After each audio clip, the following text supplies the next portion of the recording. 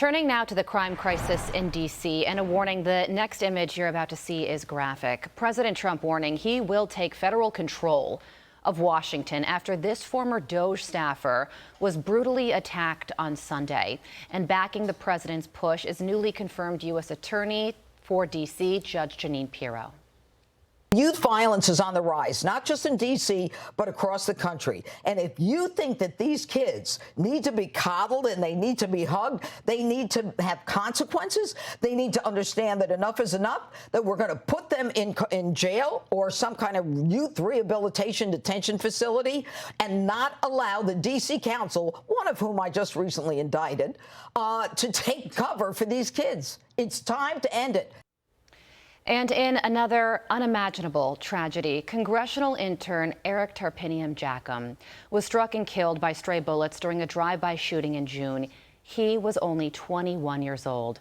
His mother, Tamara Tarpinian-Jachym, joins me now. Tamara, thank you so much for joining us. We are so deeply sorry for the loss of your son. You know, the primary responsibility of any government is to keep its citizens safe, and that is clearly not happening in our nation's capital. What is your message this morning for the city officials in charge? Well, in my opinion, the council, from what I'm hearing, and I listened to Miss Jeanine Pirro, who I respect tremendously. She's 100% right. These kids have no ramifications for what they do. It starts off with a petty crime, and it just escalates into violent crime. And when you have children, you have to parent them. Obviously, it seems to me that these kids are not being parented very well. And I believe the council, you can't coddle them. I mean, we need to get tough on crime in the council, to me. Just doesn't care about their constituents, doesn't care about the visitors to D.C. or the workers in D.C. That's my opinion. Yeah, well, Washington, D.C. has the fourth worst murder rate in the country, and innocent people, as you know all too well, are getting caught in the crossfire. So President Trump's message today is if things don't change, if things don't become safer, there will be a federal takeover. Do you agree with that? I agree, until this council can get their act together, which may take, maybe it will never happen. I don't know. But I believe that it should happen, and they should work. And they should not put contingencies on any of this, the council. The crime needs to go away. These gangs need to go. And people will just keep getting assaulted and murdered. And this is our nation's capital. It should be the safest in the country. And then everybody else, all the other states, should be following suit on how to make their city safe. It's really scary in America. Isn't that the truth? Yeah, and you would think that would happen, but it's quite the opposite. And police say this drive-by shooting that killed your son also injured a 16-year-old male and an adult female. Have any suspects been apprehended? No, not that I know of. And from what I understand, the 16-year-old was the target. And your son was just in the wrong place at the wrong time. Yeah. And the suspects, the bullets. Oh my goodness. And the suspects are still out on the street, and they can hurt other people, and that is really the problem here. Tamara, tell us about your son. What was he like? I know you describe him as an old soul. Oh, yes, old soul, very highly intelligent, very articulate, but humble.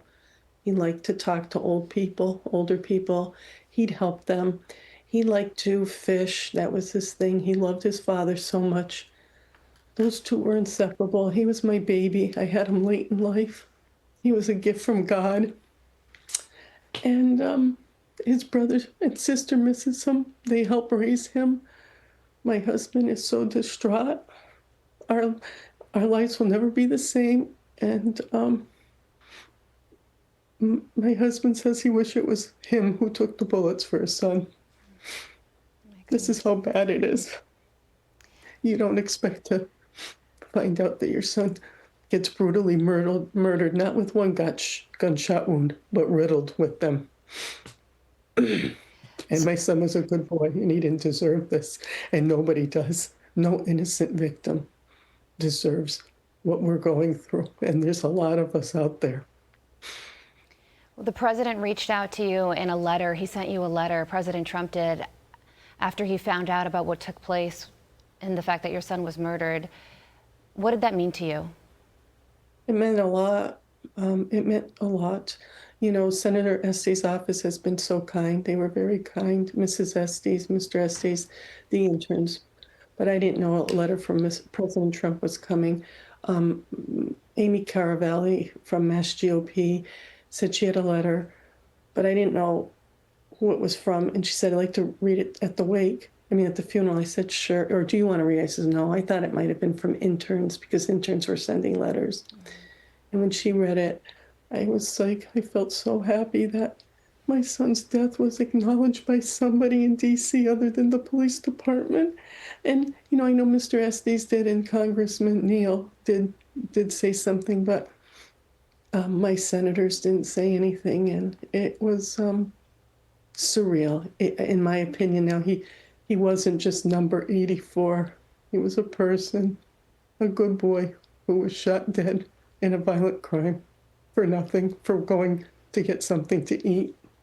So it made me feel good. And whoever the president was at the time, God forbid, when my son was shot, I would have felt proud that he was acknowledged by the President of the United States. But it did make me feel really good. Tamara, we are so sorry for the loss of your son. Given what you said about him, man, did he make an impact in his 21 years. And he will not be forgotten, and maybe his death will be a catalyst to real change. Tamara Jachym, we thank you for joining us. Well, thank you for having me. Let's pray that Ms. Pirro and President Trump and everybody will work together for the safety of DC. God bless you and your Thank family. you. Absolutely. Thank you.